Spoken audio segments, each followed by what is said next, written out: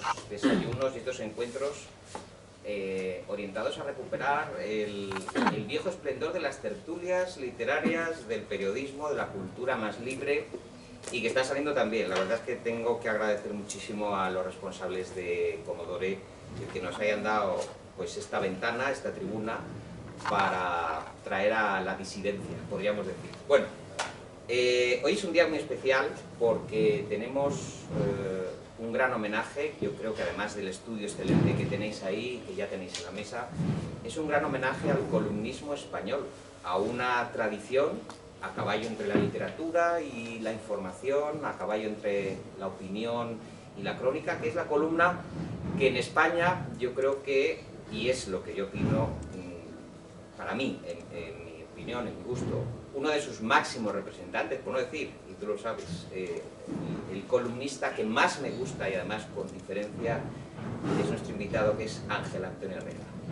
Ángel además ha tocado todos los palos, todos los géneros: radio, televisión, el papel cuché, la crónica social. Ha hecho de todo y muy bien todo, lo cual no es frecuente en esta profesión, y además con una integridad, dignificando muchísimo un oficio.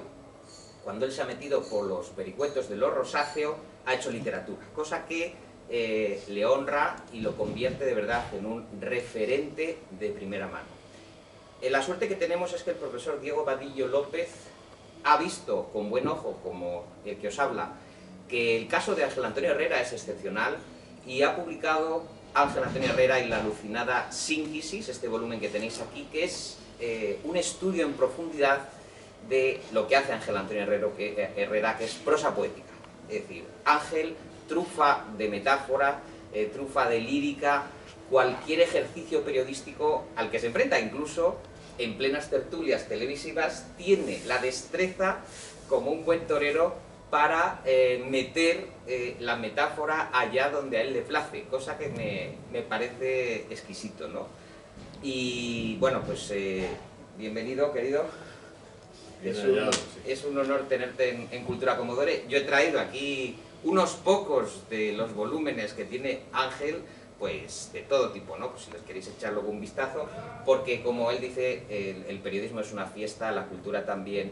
Y bueno, estamos ahora mismo en una supervivencia de las libertades, ¿verdad?, frente a los grandes grupos, frente a la clase política, y Ángel es un hombre libérrimo, que es lo que yo más destaco de él. Es un hombre libre y es un poeta del periodismo, así lo definiría yo, un bate de la crónica y del reportaje.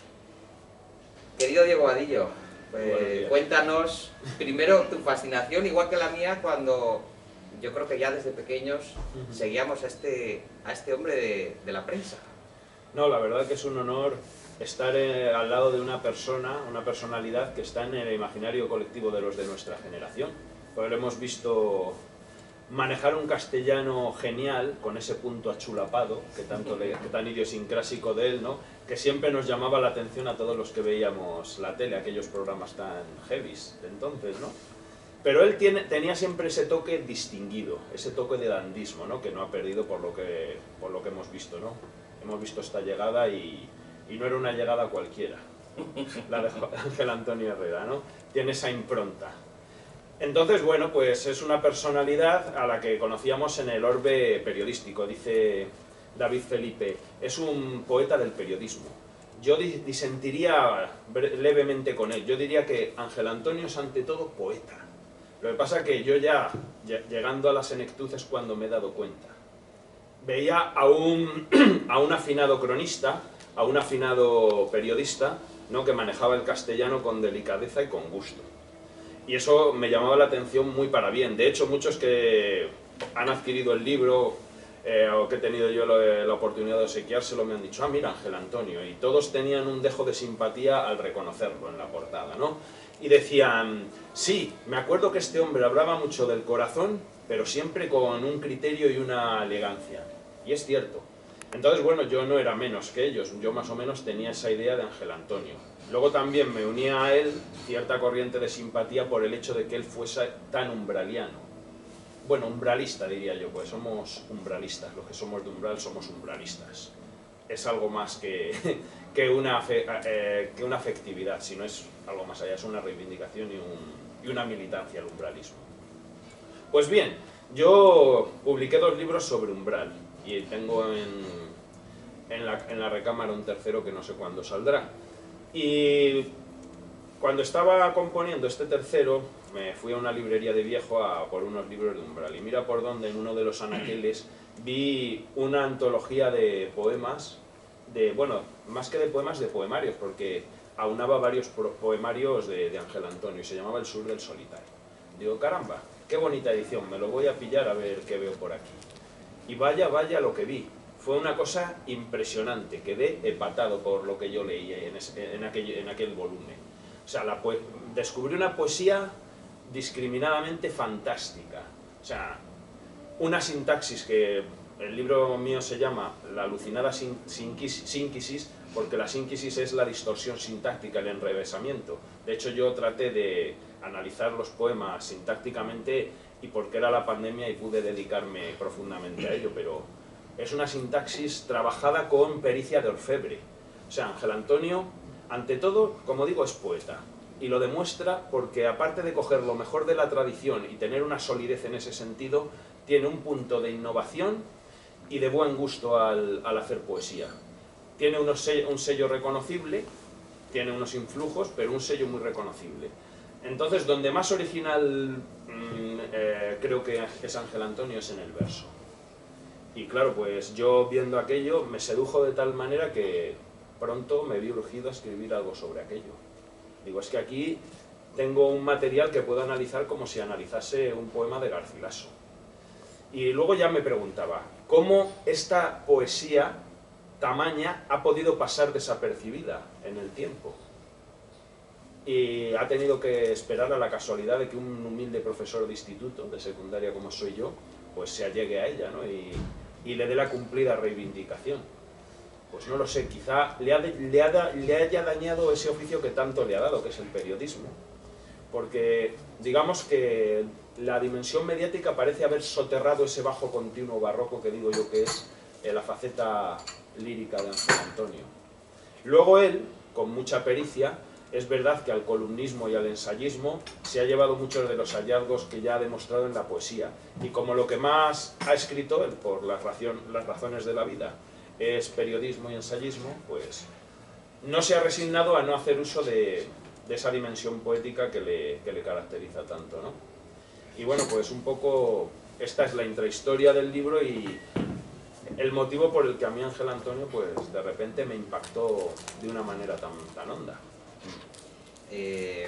Yo, por ejemplo, para que os hagáis idea, bueno, los que no conozcáis el estilo de Ángel Antonio, a mí el arranque de Cuando fui Claudia, en Plaza y Janés, es verdaderamente delicioso. Quiero decir que Ángel siempre ha estado a la vanguardia en esa investigación del lenguaje que yo quiero destacar aquí, ¿no? Es decir, Ángel, a pesar de las prisas y de las urgencias de esta profesión maldita o bendita, según se mire, siempre ha tenido tiempo o ha hecho hueco para ir tallando el lenguaje. Es decir, él nunca se ha conformado con una crónica más bien prosaica o sencilla, sino que él sabía que el lector tenía que disfrutar. Es interesante, por ejemplo, como os digo, este arranque, ¿no? De Cuando fui Claudia. Mejor acaso que escribirla sería filmarla. Esta hora tan buscada, y comenzando desde aquí, acera contraria al restaurante donde por fin me espera una mujer cuyo rostro jamás he llegado a ver y a la que sabría distinguir, sin embargo, de entre el resto de mujeres de la ciudad. Bastaría una sola mirada, bastaría una única caricia incluso. La amé, la odié, pero no como a todas. Es miércoles, un día adverso, recental y negro, gemelo de aquel otro miércoles de hace 3 meses, en el duro diciembre, cuando yo, sentado una vez más a la Underwood, parado en mi alta y descarriada y solitaria Underwood de siempre, me demoraba bastante, mucho, demasiado, pretendiendo en vano una sonora y sorpresiva frase de fortuna con que dar remate de oro a mi artículo. Había que hacerse aquellos 2 folios de un tirón, con furor y urgencia.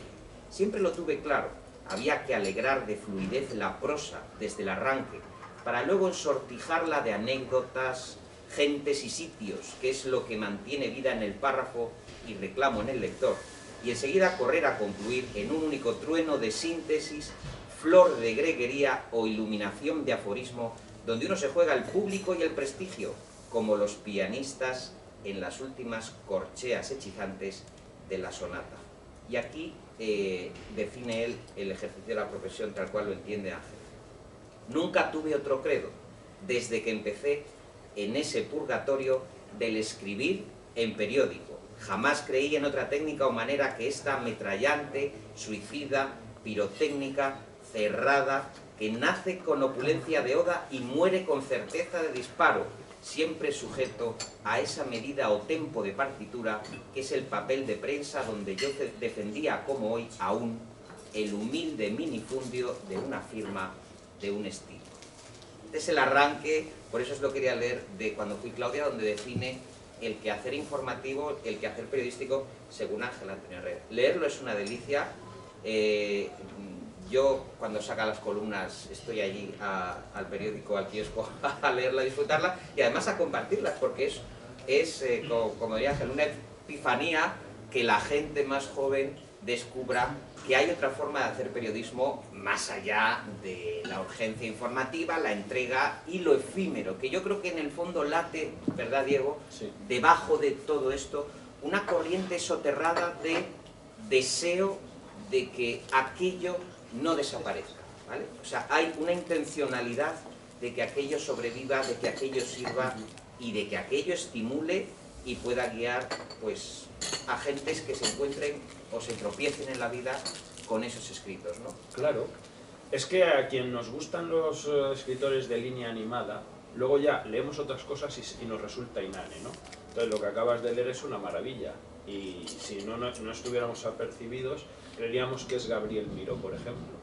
Yo cuando leí Cuando fui Claudia, que también se trabaja en este libro, esa novela, pues tenía esa sensación. Digo, es que esto es una prosa lírica del más alto nivel. Ya me daba igual digamos, la trama argumental.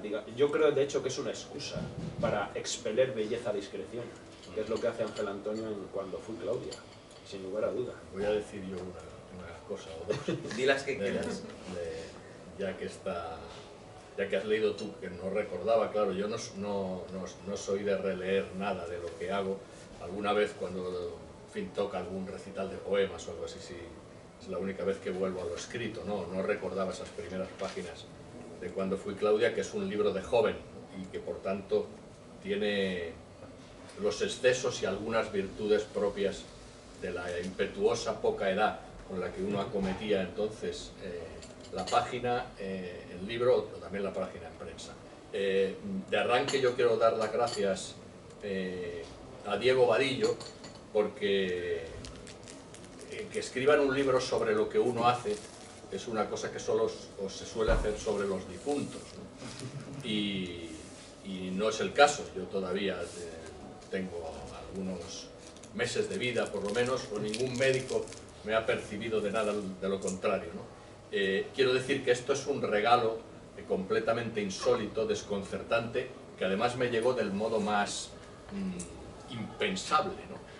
Yo a Diego Vadillo es la segunda vez que le veo en mi vida, es decir, nos encontramos de manera espontánea o azarosa hace unos meses, al final de verano, en un acto en Madrid, en la Cuesta de Moyano, donde algunos columnistas homenajeábamos a Francisco Umbral y a David Fistau. Jesús Nieto estaba allí también ese día, por cierto, y bueno, pues allí estábamos Javois, Antonio Lucas, estaba yo y otra gente, y bueno, pues allí hablamos algunas cosas de la Cuesta de Moyano, de Francisco Umbral, del escritor en la ciudad, de Madrid como género literario.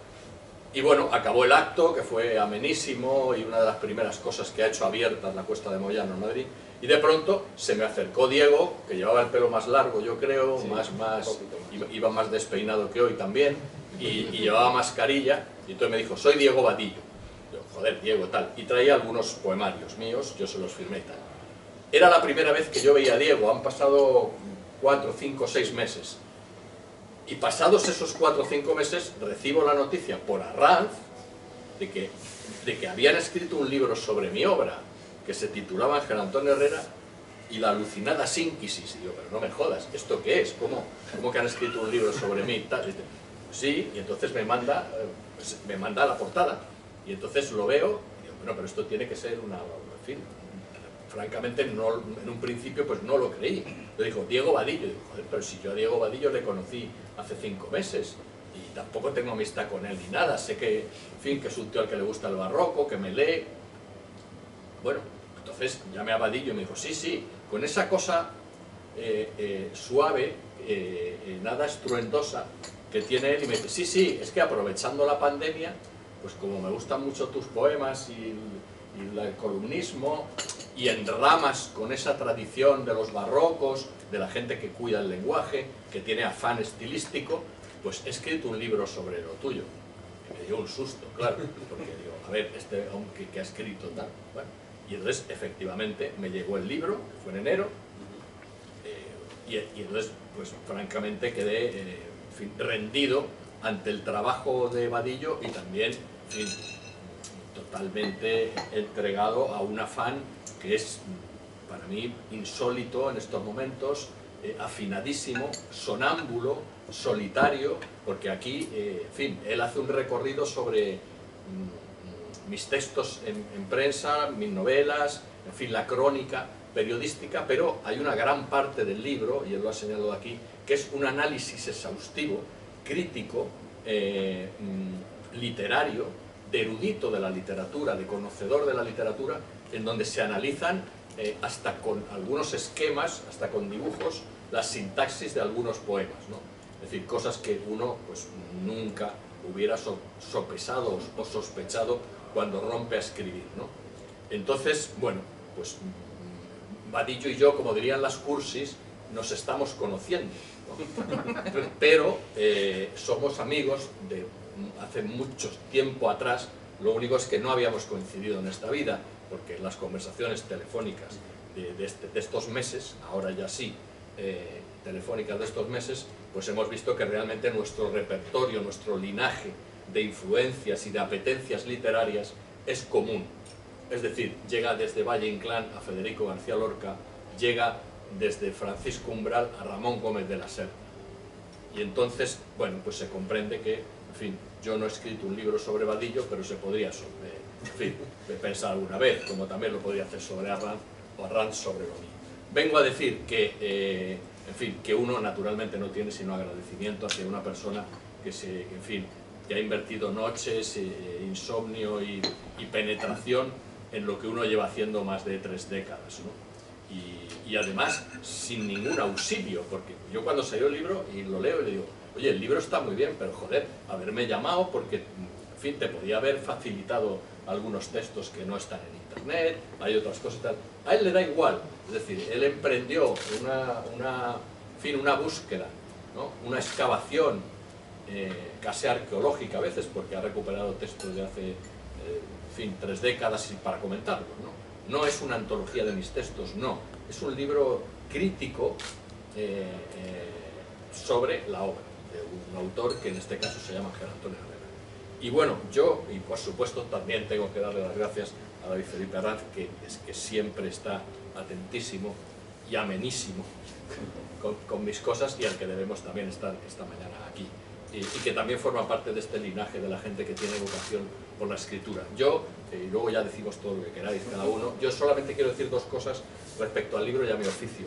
El libro recoge, de una manera que yo suscribo violentamente, 2 cosas que sí creo que modestamente uno ha ejercido y a veces ha cumplido con bastante decencia y a veces con cierta brillantez. Una, que es el afán porque la página sea una página de escritura y no de redacción. Esto en todo lo que hago, es decir, desde pues, el artículo volandero o la crónica volandera de algún suceso madrileño que te encarga el periódico, hasta la contra del domingo de ABC, que es ponerse a escribir desde un podio. Entonces, eso no es una cuestión de esfuerzo, de ahínco por mi parte, sino un modo honesto de entender mi oficio, que no es tanto el periodismo, sino el diálogo con la palabra, la escritura. Aquella cosa que Juan Ramón Jiménez decía a propósito del poema, que es efectivamente mi energía o mi molécula, pero llevado a lo ancho, al texto más ancho, tanto en libro como en prensa, que es incluir el universo en un diamante. Eso es lo que yo pretendo. A veces lo logro, a veces me despeño, pero desde luego lo que no se me puede regatear nunca es mi voluntad estilística, mi voluntad por lograr una voz propia, una huella digital en la escritura. Y aquí Diego ha sabido ver muy bien una cosa, que es donde yo creo que está, si es que existe, mi singularidad o mi rasgo distinto.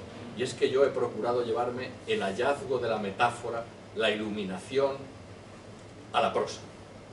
Pero intentando no ser cursi ni pecar de poético o de crepuscular o de maldito, sino porque yo creo en la imagen literaria. Creo que la imagen literaria dice mucho más de las cosas que una palabra o una atadura de palabras, ¿no? La metáfora es una riqueza insondable que está muy cerca del aforismo y que para el artículo, si se arbitra bien, es siempre un broche de belleza o un pulso de dinamita, ¿no?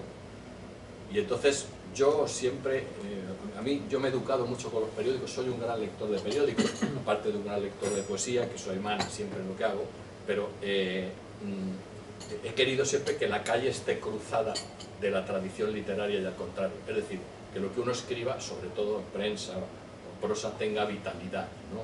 Que el estilo no ahogue la vida, la vitalidad. Y por otro lado, siempre me sedujo en el periódico, en cualquier periódico, siempre me sedujo aquel que escribía bien, aquel que escribía muy bien. Yo creo que el que escribe bien siempre tiene razón. Yo no entro en modales o en decantaciones políticas o costumbristas más o menos últimas, sino en la escritura, en las facultades del escritor, ya digo, es que me da igual, yo no distingo nada, yo no distingo, en fin, el verso y ahora solo una matización sobre la poesía, pero en fin, estoy hablando de la crónica periodística, estoy hablando del reportaje periodístico y estoy hablando del columnismo puro y duro, que digamos es la aristocracia de la escritura en prensa, ¿no? Y ahí, a propósito del columnismo, sí creo de modo ciego, y con eso sí que cerraría esto, es decir, que a menudo he intentado cruzar el lirismo, porque el exceso de lirismo es una ordinariez y es una bobada y es una cursilería, cruzarlo siempre de la mala leche. La mala leche también es un estilo literario, es una hebra literaria, ¿no? Bajo aquella fórmula de los clásicos de la rosa y el látigo, ¿no? Que sirve para el retrato, que yo he hecho tantas veces en prensa. Sí, uno puede adornar a una joven actriz, pero al renglón siguiente conviene colocar un ramo de dinamita al pie del retrato, porque es justo dar una versión y dar también la otra, y porque además si no el lector se aburre, ¿no? Hay que portarse un poco mal, ¿no? Conviene portarse un poco mal, porque eso le da viveza, le da realidad, le da humanidad incluso a un retrato, ¿no? De ahí que yo crea que sí, que el lirismo y la mala leche hacen buena química o buena fórmula para un texto de prensa o un texto literario.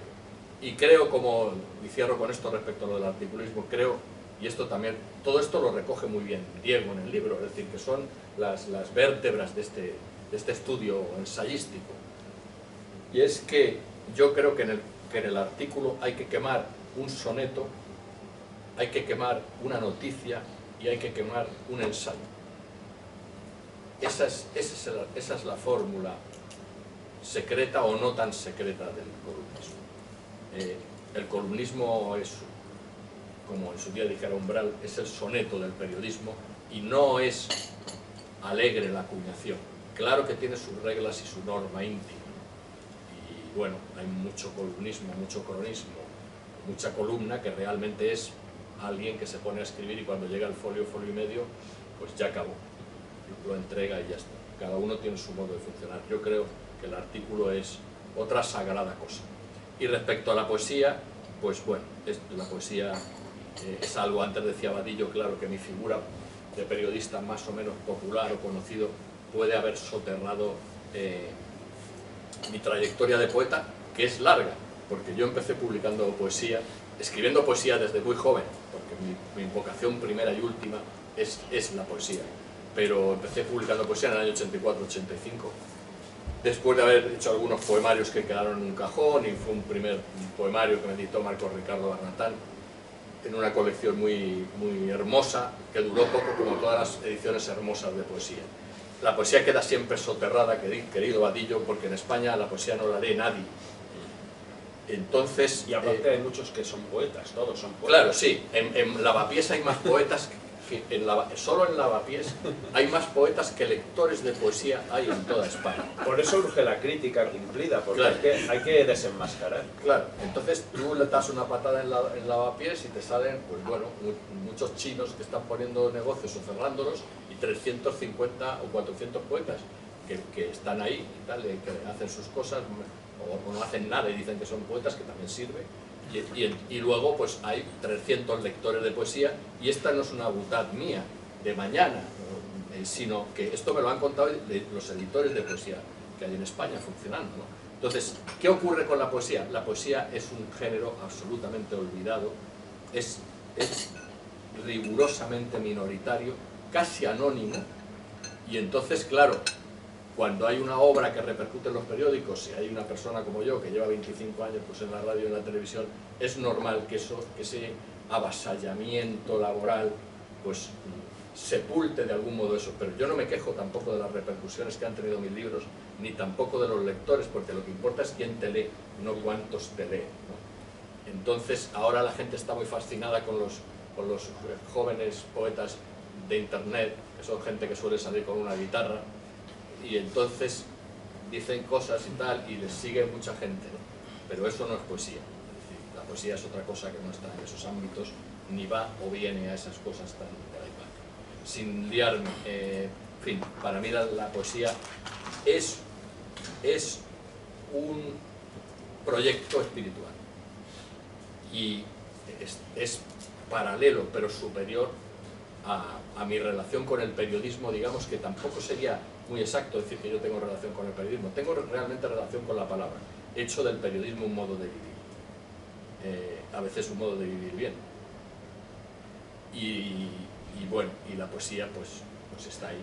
Diego ha hecho una cosa tremendamente exhaustiva que yo todavía estoy intentando desentrañar, porque hace esquemas sobre los poemas y de dónde vendría, claro, la sintaxis, qué posibles dibujos sintácticos podría tener otro poema, en fin, unas cosas deliciosas, pero que son mucho más demoradas y más ahondadas como para hablarlas así en una mañana, ¿no? Y ya está. Yo creo en la metáfora, yo creo en la imagen.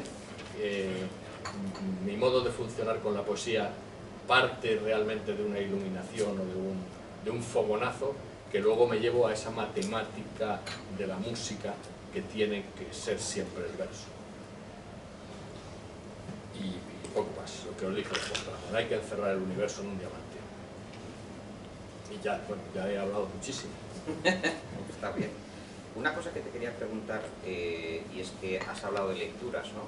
Y claro, el tema de lo has defendido como lineal. Por cierto, sí. déjame que diga solo una cosa de lo de, porque esto Sí. de gente que sale en televisión hace prensa y escribe luego libros afilados, que pues en mi caso no, pero desde luego hay algunos aseados y dignos libros de poemas. Y yo esto lo diría con más énfasis, pero hay mucha gente que dice, joder, oye, escribes muy bien en prensa y te escucho en la radio, qué bien hablas, tal, pero a ver si escribes algún libro. Es decir, la gente que ve la televisión te recrimina que no escribas libros, pero te lo recrimina, en algún momento te lo reprocha porque no han leído jamás. Claro, porque yo, la gente que hace 2 o 3 cosas, sé que hace 2 o 3 cosas y qué cosas hace, ¿no? Es decir, que en mi caso haya gente que diga, bueno, pues es el mismo caso, con perdón, de Francisco Umbral, que pasará, ha pasado a la posteridad, o a una de sus posteridades, por la famosa noche con Mercedes Milá, ¿no? Yo he venido a hablar aquí de mi libro, y esto lo ha censurado mucha gente, diciendo, joder, y es de claro, ha venido a hablar de este libro y tal, este tío que salía tanto en televisión. Eso solo lo dice la gente que nunca ha leído un libro, porque cualquiera que haya leído un libro de Francisco Umbral sabe que da absolutamente igual lo que haga o no haga en televisión. Es decir, la literatura es previa a eso, pero es que hay gente que todavía no ha llegado a la literatura. Y esto no lo hago como una defensa de lo mío, sino como una lectura de una cosa que ocurre con bastantes autores. Fernán Gómez decía, por citar otro clásico, que en España no se pueden hacer dos oficios, y mucho menos dos oficios bien. La gente solamente va a acogerse a uno con suerte, ¿no? Un hombre que era, en fin, que era un sabio, que escribió muy interesantes libros de varios géneros, por cierto, notabilísimos, y que ha sido pues, el magisterio de la escena. Se tiende a sanbenitar mucho en este país, ¿no? y a ser reduccionistas cuando de adjudicar prebendas o parabienes o denostar a la gente se trata, ¿no? Sí, pero nos bueno, quedamos con lo fácil. Sí, pero bueno, esta es una profesión, digo la del columnismo, el periodismo, no hablo de la poesía. La poesía es para 4 que tocan el violín, cada uno tiene su violín, pero hay 4. Sí, pero ya sabemos que también hay poetas que tienen mucha repercusión y no tanto nivel. Bueno, pero tienes 8 libros, bien, pero de ellos 2 antologías. Sí, pero hay gente que se dedica también a hacer el escaparate de su propia poesía y tal, cosas a las que yo no me he dedicado nunca. Yo me he dedicado a trabajar. No, pero también has tenido dimensión mediática que podrías haber usado. Sí, pero no lo he hecho. Siquiera delusivamente para ello. Yo creo, sí, pero no lo he hecho. Esto que estáis comentando se debe a una cosa. El bajo nivel que hay cultural en general en este país, que es bajísimo en los ámbitos mediáticos, que es casi a nivel de asfalto o de gusano, llámalo como quieras, lo que hace es encajar a cada uno de los profesionales en un mar de té. Oye, tú eres periodista, oye, tú eres poeta, oye, tú eres cocinero o eres conductor de autobuses. Y si tú además desarrollas una habilidad, porque te aproximas a lo que era el humanismo antiguamente, que tú podías atender varios registros como humanista, darle a la poesía, darle a la televisión, darle a la prosa, etcétera, a la novela, lo que quieras, en estos esquemas estrechos a los que estamos tan acostumbrados, donde sale un experto en balística y toda su puñetera vida va a ser un experto en balística, haga lo que haga, pues te quedas ahí crucificado sin moverte como la mariposa en alfiler. Es decir, Ángel Antonio Herrera, cronista social, y esa dimensión que Vadillo descubre en la alucinada síntesis cuesta mucho porque la gente pues no está al detalle, ¿no? Claro. Yo creo que es el gran drama que hay aquí. Y permíteme, David, que te felicite, sí, pero porque yo no lo parece. alguien que se dedique al nivel que te dedicas tú al periodismo cultural hoy en día en España, ¿dónde está? No hay programas edificantes de cultura en ningún canal, ni público ni privado. Y tú eres un héroe en ese sentido. O sea, esto de hoy es un acto de heroicidad. No sé si un héroe o un tonto, pero bueno. No, de verdad. No sé si un héroe o un tonto, pero sí es verdad que yo creo que hay que elevar un poco la media porque los registros mediáticos, otra de las grandes que es Ángeles Caballero, que está aquí con nosotros, hay que elevar la media del oficio porque está muy baja.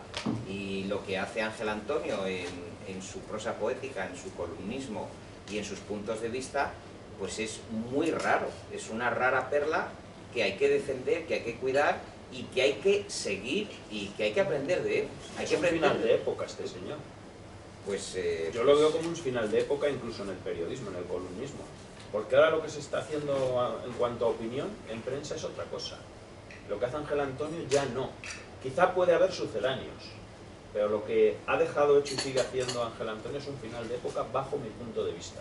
Algún día lo justificaré también, académicamente. Eso es peligrosísimo para mí. final de época. Sí.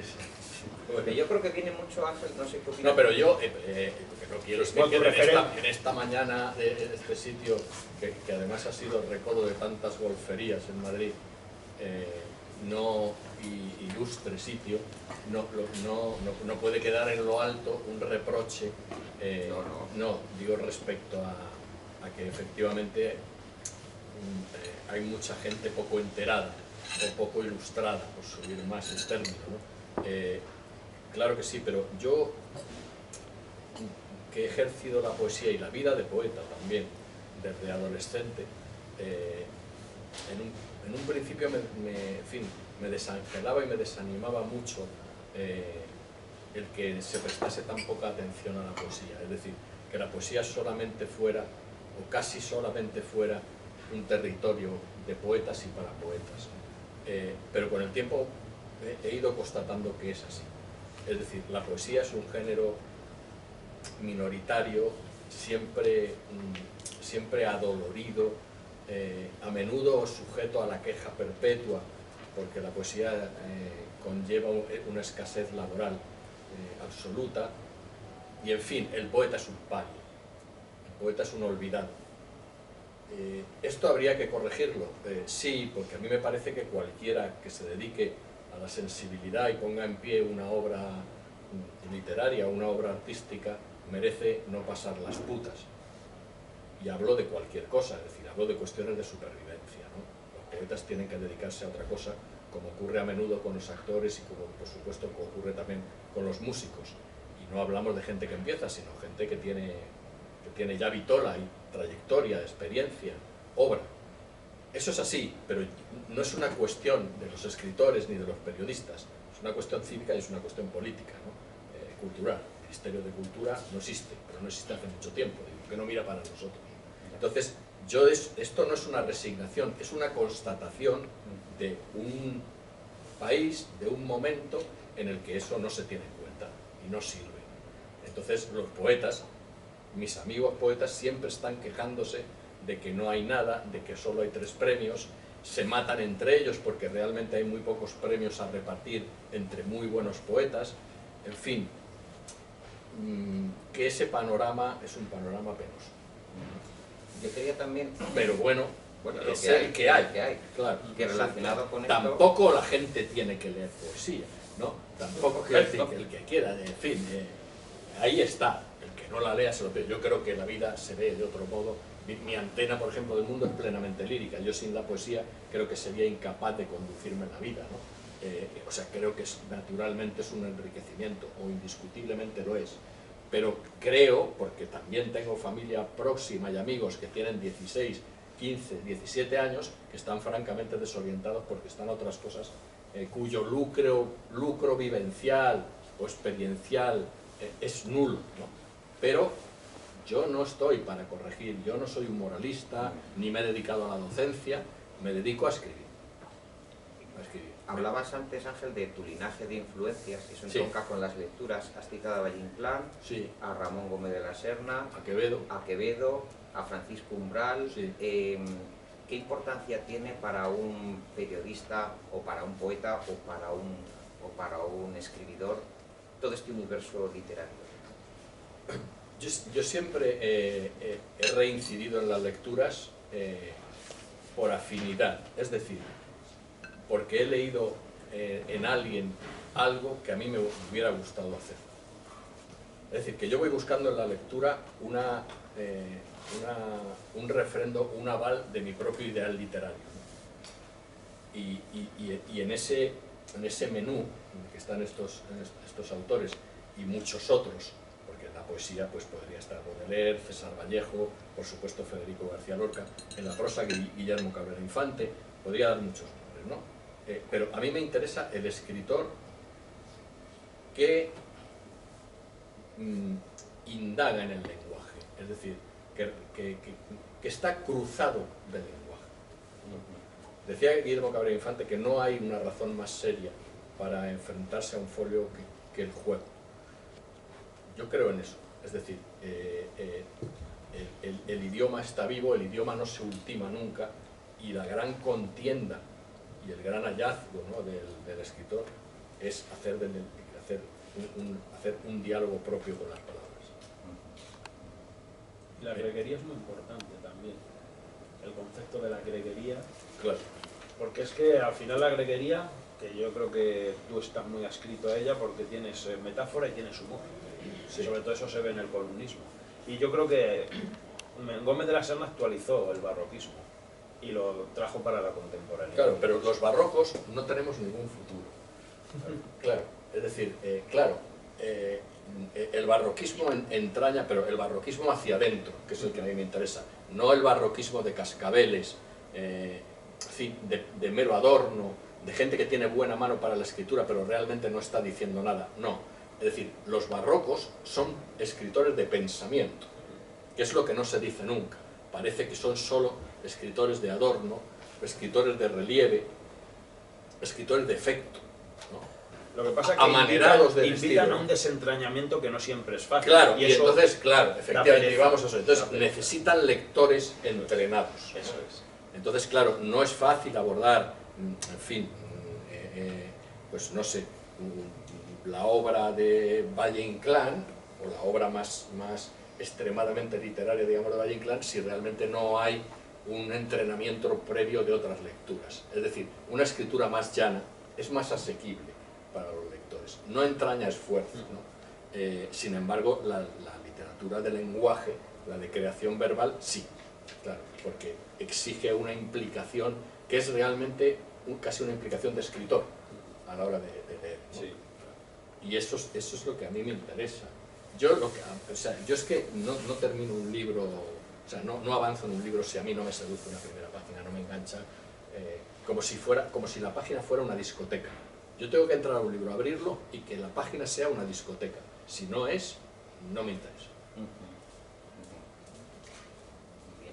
Bueno, es el turno también de vuestras intervenciones. Muchos de vosotros estáis ejerciendo la profesión y muchos y muchas sois fans de Ángel Antonio como nosotros.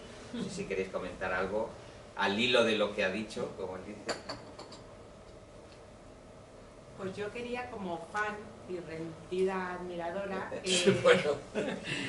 pero quería preguntarte, ¿a quién lees ahora? ¿Quién te seduce? ¿Quién te parece que escribe como un parque de atracciones o una discoteca? Sí. Bueno, porque estás hablando de autores que ya no están. No, tú quieres que yo sé que como tú eres fan, quieres que yo dé nombres de los de ahora. Claro. Claro, pero Claro. De los que están en Podría haberte preguntado quién no te gusta, pero eso es ponerte en un compromiso. Entonces quiero preguntarte Claro. quién te gusta, quién Sí, te seduce. sí, y la lista sería mucho más larga. Claro, sí. Pero bueno, te puedo decir algún poeta en curso, o sea, en vigor, que me guste, y que me guste mucho incluso, y hay gente que escriba en prensa. Eso siempre luego hay gente que dice, no me citaste. Bueno, pero tampoco voy a citar a todos los que me gustan, algunos de los que me gustan. Hay dos poetas que me gustan mucho. Quiero decir, que sigo leyendo de manera asidua los libros anteriores y los que vengan, porque me parecen dos grandes poetas. Uno es Juan Carlos Mestre y el otro es Antonio Lucas.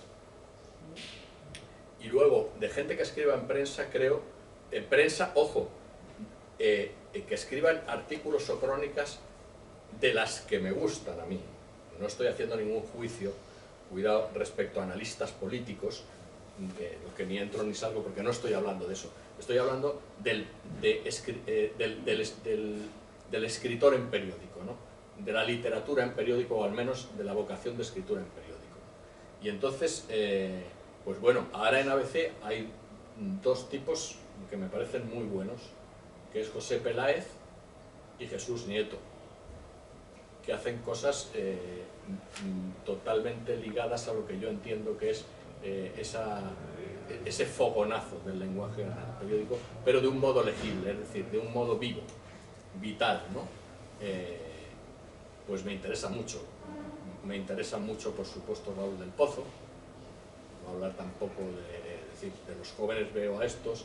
En fin, es injusto que dé nombres, la verdad, porque pienso que hay gente que merecería que la citara ahora y a lo mejor no me acuerdo, pero digo que estos los tengo como de mi familia, digamos, son gente que yo leo. Jorge Bustos, a ti también te leo. Gracias. Me gusta mucho, ya lo sabes porque te lo he dicho otras veces. Rubén Amón. Bueno, y alguno más, francamente, pero por ahí. Más cuestiones. Allí, mira, nuestro amigo. A raíz de lo último que ha mencionado, de que con esto de las nuevas tecnologías, en general, nuevos periódicos tienden a tenderse a un lenguaje más simple, más menos elaborado, también porque es lo que suele solicitarse. Pero también ha citado que hay varios periodistas que actualmente le gustan. ¿Cree que este periodismo más elaborado, con mejor forma, va a ser más minoritario en el futuro, o cree que va a seguir siendo más o menos igual de abundante que venía siendo?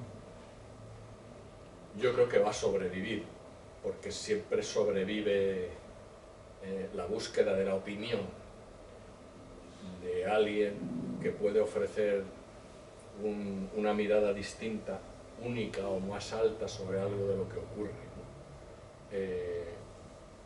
Yo creo que siempre habrá alguien como lector que acuda al periódico a buscar a un hombre.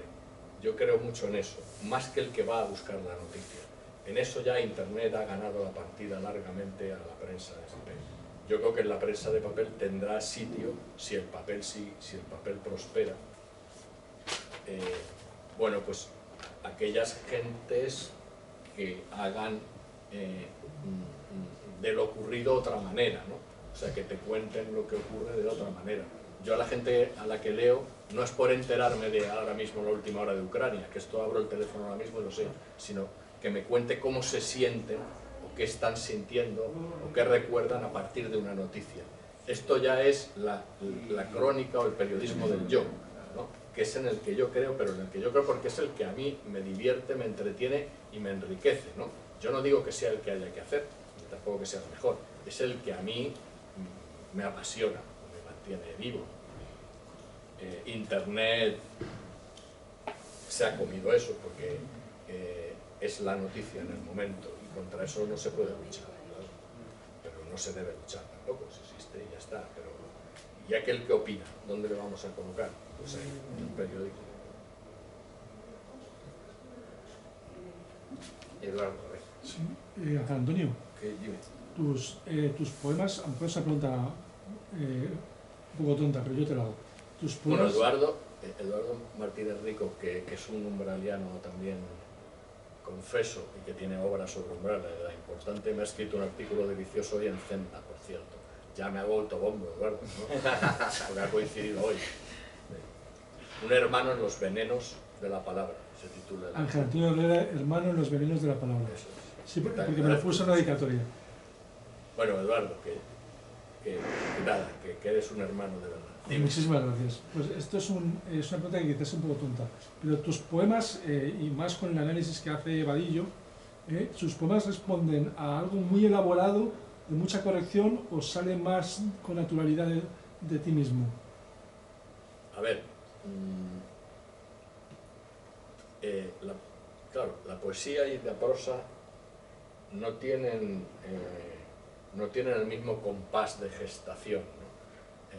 A mí la poesía me aparece cuando hay una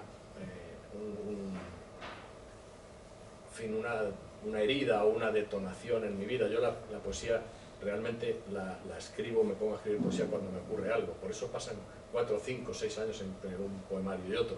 Yo no escribo poesía de un modo profesional.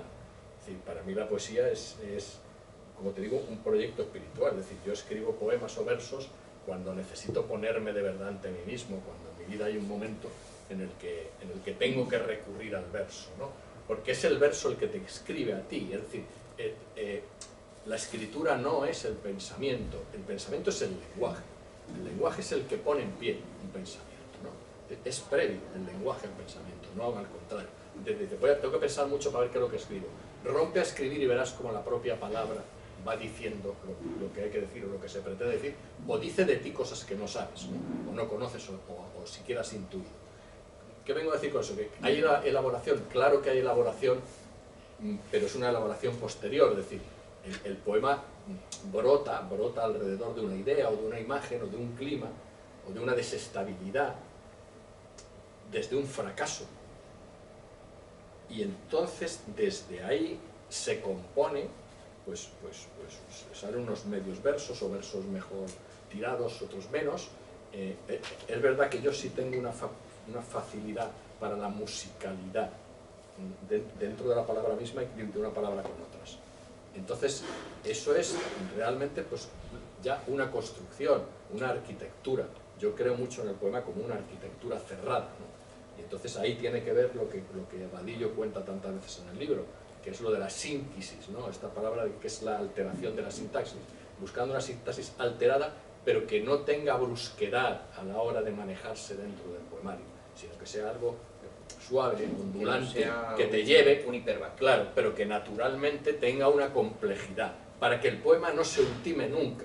El poema no puede acabarse nunca, tiene que ser siempre un poema renovado, ¿no? Entonces se puede apreciar lo que dices tú, que hay orfebrería, que hay detalle, que hay demora a la hora de decir, no es gratuito que haya un adjetivo cuando aparece, ni tampoco es porque no existe el sinónimo, como decían los que saben, ¿no? O sea, blanco, níveo y algo no es lo mismo, entre otras cosas porque suenan de manera distinta. Entonces, aquel que escriba poesía, todas estas cosas las tiene que saber, porque en el poema estás jugando toda la tradición del lenguaje, pero esa es la vanguardia de la emoción y esa es la vanguardia también de la propia palabra, ¿no? A mí la gente que escribe poemas llanos, que acabo de leerlos, y que es como un bachiller que le ha escrito a la chica que pasaba, pues me da lo mismo, porque lo que tiene que hacer es abordar a la chica que pasaba, no ponerse a escribir un poema, que es un coñazo y a mí no me interesa. Claro, tiene que poner algo que sea distinto y que resuma eso, o que lo sintetice, ¿no? Y que a mí me emocione, claro, porque, bueno, realmente el gran misterio y la eternidad que la poesía tiene es que un verso para mí es una cosa y para ti es otra. Es decir, yo puedo haber resuelto en un verso un momento de mi vida y luego ese verso dice de un momento de tu vida distinto, mejor que a lo mejor lo que tú hayas pensado. Esa facilidad para que un verso diga tantas cosas de tantas gentes es lo que hace de la poesía un género único. La poesía va construyendo. Yo leo un verso de Quevedo y es lo que me ocurrió a mí ayer, no lo puedo decir mejor. Se escribió a propósito de otro asunto, ¿no? Pero ¿por qué sigue en pie? Porque su lenguaje es único. Si fuera un lenguaje llano, habría desaparecido. Si me permitís un inciso con respecto a esto que dice Ángel Antonio, en el libro precisamente, cuando se lea, quien lo lea se dará cuenta de cómo se aborda de distinta manera o da una sensación distinta el abordaje del columnismo, donde hay retazos líricos, el ensayismo y la poesía. La poesía es otra gravedad y otra cosa. Ángel Antonio no es lo mismo en el columnismo, es un diestro columnista muy lírico, tiene una repajolera gracia. La poesía es otra cosa. Luego está la novela, pues que como ha leído David Felipe es una novela muy lírica, muy bien trabada y tal, pero la poesía en Ángel Antonio es otra cosa. Y yo creo que se puede ver en el libro. Pues claro, por ejemplo, en la columna trata del ocaso de la vedette, por ejemplo, o equipara a Paquirrín con Mussolini, no con Mussolini, con Berlusconi. Sí. Entonces es otra cosa. Tiene lírica, tiene metáfora, la metáfora condensa y por ahí vienen muchos rasgos de lirismo. Pero aquí se va a ver de una manera distinta cuando hablamos de columnismo que cuando nos referimos a la poesía. Es otra cosa diferente. Hay varios Ángel Antonios literariamente hablando. Y el de la poesía es una cosa que va a sorprender, yo creo, a quien quiera aproximarse con cierto ímpetu. Muy bien, yo sé que hay también, bueno, después hay turnos de entrevistas personalizadas para ir acabando. Pues muchísimas gracias a nuestros amigos, a nuestras amigas. Maestro, enhorabuena por esta puesta en largo. Bueno, enhorabuena, hay que dársela a Diego. Bueno, a mí me da un pudor enorme, como sabéis. Tú eres un estudiado, ¿no? Un biografiado. Claro, haber pasado a ser estudiado. Un estudiado, ¿no? Entonces sí quiero decir que eso me produce un pudor tal, porque yo a menudo por exigencias de mi oficio he tenido que dar mucho brinco en algunos sitios y he usado la chulería, pero francamente esto, que para mí es una cosa conmovedora e importante y muy hermosa, que de pronto alguien a quien no conozco que se haya entusiasmado con cosas que yo hago y además se haya puesto a la faena del libro, insisto, es que es una cosa bellísima y que a uno le arregla no un invierno sino varios inviernos, pero me produce mucho pudor hablar de mí mismo porque estoy incluido en este libro obviamente, pero también hablar de mí mismo a propósito de la obra de otra persona, ¿no? Que es Diego, que bueno, Para eso hablamos los demás. Claro. Pues nada, un aplauso a Ángel. Muchas gracias.